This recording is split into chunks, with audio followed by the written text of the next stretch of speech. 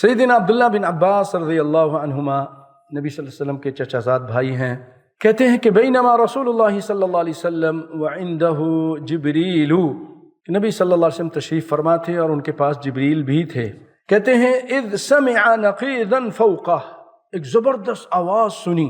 جیسے اپنے اوپر جیسے دروازہ کھلنے کی زوردار آواز سنی جیسے کوئی، فرفع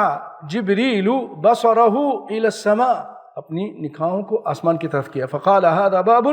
قد فتح من السماء ما فتح قط، آج یہ دروازہ آسمان میں کھلا ہے، اس سے پہلے کبھی نہیں کھلا تھا، کیونکہ ایک خاص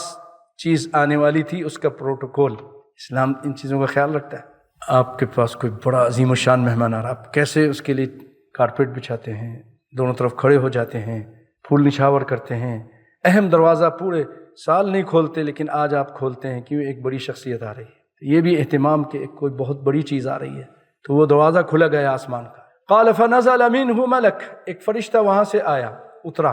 فأتى النبی صلی اللہ علیہ وسلم، آپ صلی اللہ علیہ وسلم کی خدمت میں آ گیا، حاضر ہو گیا، فقال ابشر بنورین، آپ کو خوشخبری ہو دو نور کی، قد اوتیتہما، آپ کو وہ دو نور عطا کیے گئے ہیں، لم یؤتاہما نبی قبلک، آپ سے پہلے کسی نبی کو وہ چیزیں ہیں، وہ دو نور نہیں ملے، وہ آپ کو ملے ہیں، دو نور آپ کو مل رہے ہیں۔ کون سی دو نور ہیں؟ فاتحۃ الکتاب، ایک تو سورۃ الفاتحہ ہے، اور دوسری وخواتیم سورۃ البقرہ، سورۃ بقرہ کی آخری یہ جو آیتیں ہیں یہ۔ پھر فرمایا لم تقرأ حرفا منہما الا اوتیتہ، ان دونوں